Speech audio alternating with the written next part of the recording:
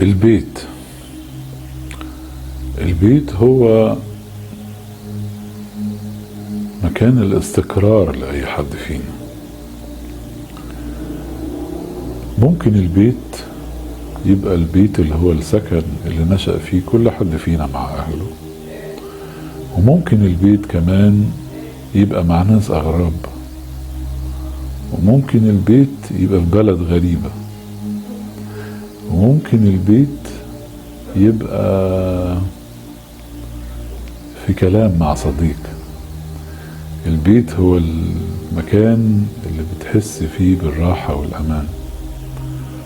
فاللي عنده بيت يحمد ربنا على نعمة البيت ويصون النعمة دي، ويحاول ما يتبطرش عليها، ويحاول ما يبقاش مرهق للبيت. واللي عنده بيت لازم يعرف ان هيجي يوم من الايام يا اما هيحرم من هذا البيت، يا اما هيحصل فيه ابتلاءات، يا اما البيت شكله هيتغير، مش هيبقى نفس البيت اللي كان موجود.